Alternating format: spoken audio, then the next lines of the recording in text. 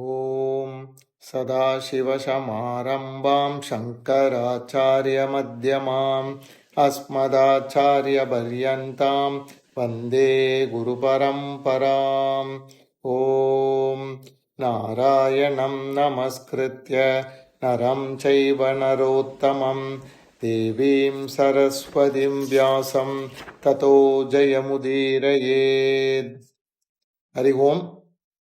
இப்போ நம்ம உதங்கர் கதையில் ரெண்டு விஷயங்களை பார்த்தோம். ஒன்று எப்படி தௌமியன்ற முனிக்கிட்ட இருந்த உபமன்யு, ஆருணி, பைத்தன் இவாலாம் அவர்கிட்ட சேவகம் பண்ணி அவருடைய ஆசீர்வாதத்தோட அவர் சொன்ன வேலைகளெல்லாம் செஞ்சு எப்படி வெளியில் போனார்னு ஒன்றும், அதே மாதிரி அந்த பைதனுடைய ஆசிரமத்தில் தங்கி பாடம் கத்துண்டு வெளியே வந்த உதங்கர் எப்படி அவர் அவருடைய குரு மாதாவுக்கோசரம் பௌஷ்யன்ற ராஜா கிட்ட போய் அவருடைய பத்தினியோட குண்டலங்களை வாங்கிட்டு வந்தார். அதை வாங்கிட்டு வரும்போது தட்சகன்ற பாம்பு அதை தூக்கிட்டு போயிட்டார் அப்படின்ற கதையெல்லாம் நம்ம பார்த்தோம். இப்போ இந்த கதையில் ரெண்டு விஷயங்களை நான் இப்போ தனியாக சொல்கிறதுக்கு விரும்பி இந்த கதையை நான் உங்களுக்கு சொல்கிறேன். இதில் முதல்ல இந்த உபமன்யு அப்படின்ற சிஷ்யன் என்ன பண்ணுறான், குருநாதர் சொன்னதை கேட்டு பசுக்களை மேய்க்க போயிட்டு அந்த இடத்துல அவன் பசுவோட பாலை குடிக்கிறான். அதுக்கப்புறம் பிட்சாவந்தனம் பண்ணி பிட்சை எடுத்து சாப்பிட்றான். இது எல்லாத்தையும் குரு சாப்பிடக்கூடாது அப்படின்னு சொன்ன அப்புறம் ஒரு நாள் ரொம்ப பசி அவன் எருக்க இலையை சாப்பிட்டு அந்த சூட்டினால் கண் தெரியாமல் ஒரு கிணத்துல விழுந்துடுறான்.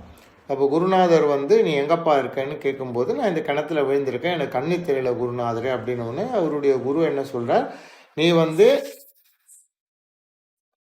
அஸ்வினி தேவர்களை அவளை நீ நல்லா ஸ்தோத்திரம் பண்ணி வணங்கி வேண்டின்றனா உனக்கு கண்டிப்பாக பார்வை கிடைக்கும் அப்படின்னு சொல்லிட்டு போயிடுறார். அப்போ இந்த உபமன்யு என்ன பண்ணுறான், அஸ்வினி தேவர்களில் துதிச்சு பாடுறான். இந்த அஸ்வினி குமாரர்கள் அல்லது அஸ்வினி தேவர்கள் இவா ரெண்டு பேர். இந்த ரெண்டு பேரும் சூரியனுக்கு பிறந்த குழந்தைகள். இப்போ இந்த அஸ்வினி தேவர்களை உபமன்யு எப்படி ஸ்தோத்திரம் பண்ணுறான்றது இந்த மகாபாரதத்தில் சொல்லியிருக்கா. அது சில விஷயங்கள் ரொம்ப ஸ்லாக்கியமாக இருக்கும், அதனால் அதை பற்றி நான் சொல்ல போகிறேன். இப்போ இந்த அஸ்வினி தேவர்களை இவர் விவரித்து சொல்கிறார். அவள் எப்படி இருப்பா அப்படின்னு சொன்னால், அஸ்வினி தேவர்கள் எல்லாருக்கும் முன்னாடி போவாளாம், எல்லாருக்கும் முன்னாடி பிறந்தவர்களாம். அவர்களுக்கு அவள் பண்ண தபஸ்னால அழிவே கிடையாதான். அதுக்கப்புறம் தேவலோகத்தில் தான் அவள் உண்டானாலாம். அவகிட்ட சிறந்த சிறகுகள் இருக்கான். அப்புறம் ரஜோகுணமே அவகிட்ட கிடையாதான். அப்புறம் எல்லா உலகங்களுக்கும் மேலே அவளுடைய விமானத்தை பறக்கிற மாதிரி அவள் இருப்பாளாம். ஆபத்தில் நமக்கு பந்துக்கள் மாதிரி அவள் ஹெல்ப் பண்ணுவாளாம். அப்புறம் அவகிட்ட பொய்ன்றதே கிடையாது. அவளை நம்பி நம்ம ஸ்தோத்திரம் பண்ணால் நிச்சயமாக நமக்கு ஹெல்ப் பண்ணுவாளாம். ரொம்ப அழகாக இருப்பாளாம், அழகான மூக்கு இருக்குமா. அப்புறம் அவகிட்ட ஜெயிக்கிறதுக்கான விசேஷ ஒரு சக்தி இருக்கும் அவகிட்ட. அதே மாதிரி ஒரு உதாரணமும் சொல்கிறார். எப்படின்னா, சூரியனுடைய தேஜஸில் வெளுப்பும் கருப்பும் இது ரெண்டுத்தும் உதாரணம் எதுக்குன்னா மாலையும் காலையும். இதை நெய்கிற சிறந்த தறிக்காரர்களாக இவா இருக்கலாம். அதாவது சூரியனுக்கு முன்னாடி இவா போய் அந்த இரவு பகல் கரெக்டாக வரத்துக்கு இவா ஹெல்ப் பண்ணுறாளாம். அதே மாதிரி இவளை பிரார்த்தனை பண்ணினா நம்ம தேகத்தில் பர்டிகுலர்லி தோலில் இருக்கிற கருங்குஷ்டங்கள்லாம் நீங்கி நல்ல நிறமும் ஜொலிப்பு வரும் அப்படின்னு சொல்கிறார். இன்னொன்று அவர் என்ன சொல்கிறார், இந்த உபமன்யு விச்சாலி அப்படின்னு ஒரு பறவையாம். அந்த பறவை என்ன பண்ணுறதா, கருடன் மூல பலமுள்ள ஒரு சென்னாயோட பிடியில் போய் மாட்டின்றுதான். அப்படி அது மாட்டின்ட்டு என்னை காப்பாற்றுறதுக்கு யாராவது இருக்கலான்னு அழும்போது இந்த அஸ்வினி தேவர்கள் அவளை காப்பாற்றினாலாம். அப்படிப்பட்ட ஒரு சின்ன பறவைக்கே நீங்கள் காப்பாற்றினாலே, நீங்கள் எனக்கு ஹெல்ப் பண்ண மாட்டேலா, அதனால் என்னுடைய துன்பத்தை கண்டிப்பாக நீங்கள் நிவர்த்தி பண்ணுவேல் அப்படின்னு சொல்கிறாங்க. அதே மாதிரி இந்த ஸ்லோகத்தில் பார்த்தேன்னா நம்மளுடைய இந்த வருடம், அப்புறம் இந்த மாத கணக்குக்கு அதுக்கு ஒரு உதாரணத்தை அவர் சொல்கிறார். எப்படின்னா, 360 கறவை பசுக்கள் எல்லாம் சேர்ந்து ஒரு கன்றை ஈண்டுமா. அப்படின்னா 360 நாட்கள் அந்த கன்று தான் ஒரு வருஷம். அதில் சூரியன்றவன் பால் கறக்கிறானா. அந்த பால் தான் சூரிய வெளிச்சம். அப்போ இந்த சூரிய வெளிச்சமானது என்ன பண்ணுறதுன்னா பல கொட்டில்கள், பல மாட்டு கொட்டாயில் போய் வெளிச்சத்தை இந்த பாலை வந்து எடுக்கிற மாதிரி இந்த சூரிய பகவானுடைய ஒளிக்கற்றை வந்து பல தேசங்களுக்கு வந்து பிரகாசிக்கிறதா. அப்படியாக இந்த ஒரு வருஷத்தை பசுக்களோடு ஒப்பிட்டு ரொம்ப அழகாக இந்த உபமன்யு வந்து அஸ்வினி தேவர்களை குறித்து பிரார்த்தனை பண்ணி இருப்பான் அவன். அதே மாதிரி இவர் என்ன சொல்கிறாருன்னா, சந்திரனை வந்து ஒரு வட்டமாக நம்ம பார்க்குறதுக்கு உதவுறது வந்து இந்த அஸ்வினி தேவர்கள் தானா. அவள் தான் வந்து அந்த சந்திரனை வந்து ஆசிரியத்து அப்படியே ஒரு ரவுண்டாக பண்ணி வச்சிருக்காளாம். அதே மாதிரி மாயை இருக்கு இல்லையா, அந்த மாயாசக்தின்ற மாயாசக்தி வந்து இவாளை அண்டி தான் இருக்கும், அஸ்வினி தேவர்களை அண்டி தான் அந்த மாயாசக்தி இருக்கிறது அப்படின்னு சொல்கிறார்.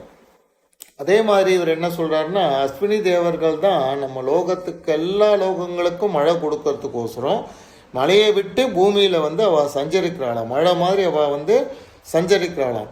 அதே மாதிரி அவள் தான் எல்லா வர்ணத்தோடு கூடிய சூரிய கிரகணங்களை வந்து நல்ல, அதாவது அது வியாபிச்சு 14 லோகங்களுக்கும் வியாபிச்சு இருக்கா மாதிரி அவள் பண்ணுறாளாம். அதை அனுசரித்து தான் தேவர்கள்லாம் அவள் சஞ்சாரம் பண்ணிட்டுருக்கா. அவகிட்ட வந்து அசத்தியமே கிடையாது, ரொம்ப சத்தியமானவா. அவள் வந்து அவ்வளோ கருணை உள்ளவா. அவள் உங்களை வந்து நான் ரொம்ப பிரார்த்தனை பண்ணி என்னுடைய துக்கத்தை போக்கி எனக்கு வந்து கண் பார்வையை நீங்கள் கொடுக்கணும் அப்படின்னு நான் உங்களை விரும்பி வேண்டி கேட்டுக்கொள்கிறேன் அப்படின்னு சொல்லிட்டு, இந்த 7 லோகத்துலேயுமே உங்களை போல உங்கள் ஸ்தானத்தில் இருந்து கொண்டு கேட்கின்ற பலனை கொடுப்பவர்கள் யாருமே இல்லை அப்படின்னு சொல்லி அந்த உபமன்யு தன்னுடைய பிரார்த்தனையை முடிக்கிறார்.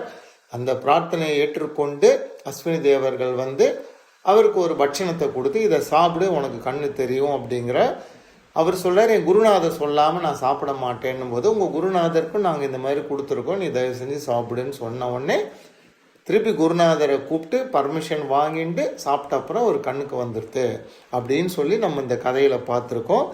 இந்த அஸ்வினி தேவர்களை எப்படி சுதி பண்ணார், அவளை எப்படி வர்ணிச்சா, அவளோட சக்தியெல்லாம் எப்படி சொன்னான்றதை வந்து எல்லாரும் நம்ம கேட்டு தெரிஞ்சுக்கலான்ற ஒரு ஆசையில் இந்த ஒரு சிறுகதையாக நான் சொல்லியிருக்கேன்.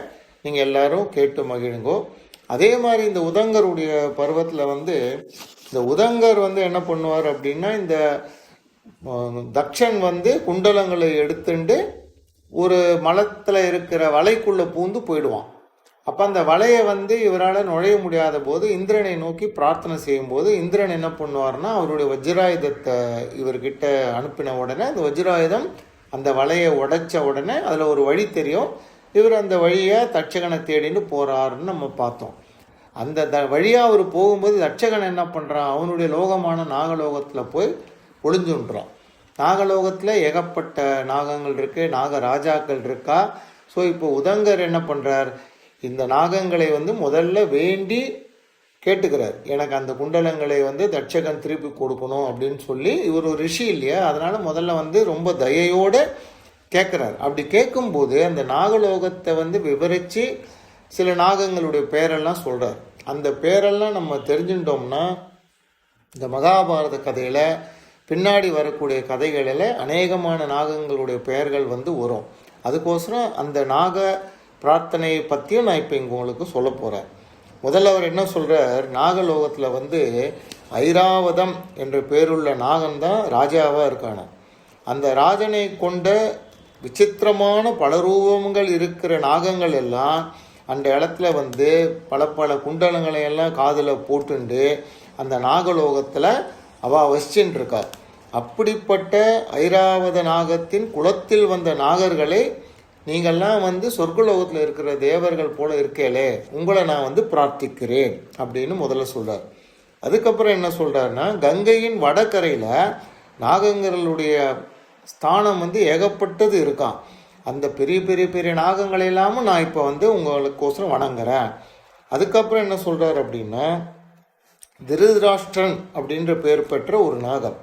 அந்த நாகம் என்ன பண்ணுறதா, அது கூட 28,900 நாகங்களை வந்து கூட்டிக் கொண்டு சூரியனுடைய தேர்குதிரைகள் போகிறது இல்லையா, அந்த தேர்குதிரைகளை சார்ந்து கீழேயும் மேலேயுமா அந்த தேர் வந்து போகக்கூடாது, ஒரே கோட்டில் தான் போகணும் அப்படின்னு சொல்லி அந்த தேரோட ஒண்டி போறா அப்படின்னு சொல்லிட்டு உங்களை எல்லாம் நான் வந்து வணங்குகிறேன்.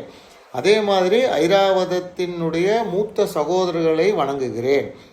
அதுக்கப்புறம் குருட்சேத்திரம் மற்றும் காண்டவ வனத்தில் இருக்கிற தட்சகனை துதிக்கிறேன். ஏன்னா அந்த தட்சகன் தான் இப்போ என்னுடைய குண்டலங்களை எடுத்துன்னு போயிட்டான். அந்த குண்டலங்கள் எனக்கு கிடையாது, என்னுடைய குரு மாதாவுக்கு குரு காணிக்கையாக நான் கொடுக்கறதுக்கோசரம் எடுத்துன்னு போகிறேன். தயவு செஞ்சு தட்சகன் அந்த குண்டலங்களை எனக்கு கொடுக்க வேண்டும் அப்படின்னு வேண்டி கேட்டுக்கொள்கிறார். அதுக்கப்புறம் தட்சகன் மற்றும் அஸ்வசேனன் அப்படின்னு 2 நாகங்கள், இவா 2 பேரும் இச்சுமதி என்ற நதிக்கரையில் குருட்சேத்திரத்திலேயே இவா வந்து வசிச்சுட்டு இருக்காளாம். அப்புறம் நாகராஜாவாக விரும்பிய மகத்யுமா என்ற தீர்த்தத்தில் வசிக்கிற தட்சகனுடைய மகன், கடைசி மகனா, அவன் பேர் வந்து ஸ்ருதசேனன்னு பேர். அவனுக்கும் வந்து இவர் நமஸ்காரத்தை சொல்லி இப்படி அந்த நாக லோகங்கள்லையும் மற்ற வெளியிடத்தில் இருக்கக்கூடிய நாக வர்க்கங்களில் வரவாளெல்லாம் முக்கியமானவாளெல்லாம் வந்து இவர் வந்து பிரார்த்தனை பண்ணி வேண்டி வணங்கி குண்டலங்களை திருப்பி தாங்கோ அப்படின்னு கேட்குறார். ஆனாலும் அந்த குண்டலங்களை தட்சகன் கொடுக்கல. அதனால் அது மேற்கொண்டு அவர் கோபப்பட்டு இந்திரனுடைய உதவியை நாடி எப்படி அந்த குண்டலங்களை வாங்கிட்டார்ன்றதை நம்ம அந்த கதையில் பார்த்துட்டோம். எனக்கு இப்போ இந்த 2 விஷயங்களையும், அதாவது அஸ்வினி குமாரர்களை துதித்தது, நாகர்களை துதித்தது, இந்த 2ஐயும் நம்ம எல்லாரும் தெரிஞ்சுக்கணும் அப்படின்னு சொல்லி தான் இந்த அத்தியாயத்தில் நான் அதை பற்றி சொல்லியிருக்கேன். இப்போ நம்ம அடுத்தது வந்து நம்மளுடைய ஆஸ்திகர் பருவத்தில் வரக்கூடிய ஜரத்காரு அண்டு அவருடைய முன்னோர்களுக்கு அவர் செய்து கொடுத்த சபதமான கல்யாணம் பண்ணிட்டு சந்ததியை விருத்தி பண்ணுறேன் அப்படின்னு சொன்ன வரைக்கும் நம்ம பார்த்தோம். இப்போ அடுத்தது வந்து அந்த ஆஸ்திகர் எப்படி இந்த பாம்புகளுடைய சாபத்தை நீக்கினார், அந்த பாம்புகளுக்கு ஏன் சாபம் வந்தது அப்படின்ட்டு விவரிக்கக்கூடிய கதையை இப்போ நம்ம அடுத்த அத்தியாயத்தில் பார்க்க போகிறோம். ஹரி ஓம்.